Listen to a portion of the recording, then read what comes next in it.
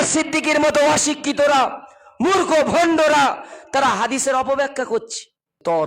আর এই অপদার্থ হাদিস কোরআন কিছু বোঝে না, বলছে এর দ্বারাই নাকি কাফের প্রমাণ হয়ে যায়।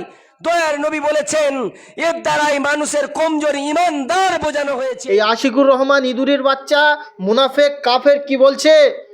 ওর মুখি তো কুকুরিও মতবে না, ওর মুখি তো কুকুরিও পেশাব ফেলবে না।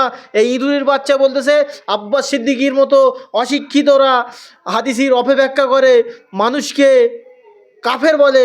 আরে মূর্খ, তুই তো হচ্ছে সবচেয়ে বড় কাফের। তোর যদি দম থাকে তুই খুশুর ফুচুর না করে চল না ব্রিগেডে, চল চল দেখি তোর কত দম আছে। তুই তো হচ্ছে ইঁদুরের বাচ্চা, ছাগলের 3 নম্বর বাচ্চা।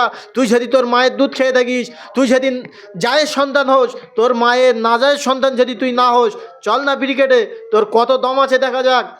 তুই কি করছিস? খুব মিডিয়ার সামনে এসে খুশুর ফুচুর করছিস। আরে মূর্খ, তোর যদি দম থাকে চল দেখি তোর কত দম আছে। একটা কথা তোকে বলতে চাইছি, তোর দম নেই, তোর দম নেই। চল 10 লাখ 20 লাখ লোক থাকবে ব্রিগেডে, ওখানে গিয়ে কথা হবে।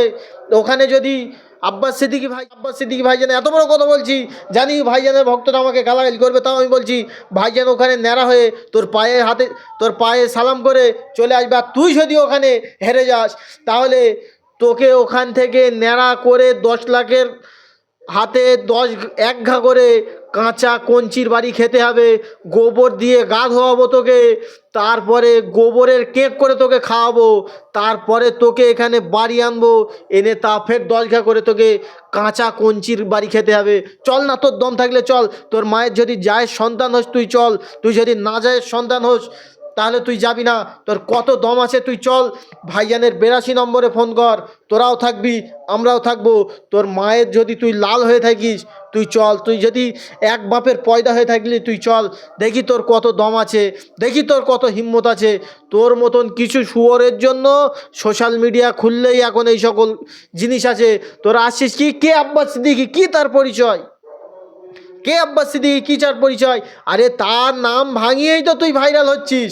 তারপরে এদিকে আছে হেয়ার ব্যান্ড, এর সাথে তুই একজোট হয়েছিস, সেই জন্য তুই ভাইরাল হওয়ার চেষ্টা করছিস। আমরা কি বুঝি না? আমরা কি নাকে ভাত খাই? তোদের মতো মুনাফেক কাফের থাকে বলেই তো এই সকল জিনিসগুলো অসুবিধা হয়, তা না হলে অসুবিধা হবে কেন?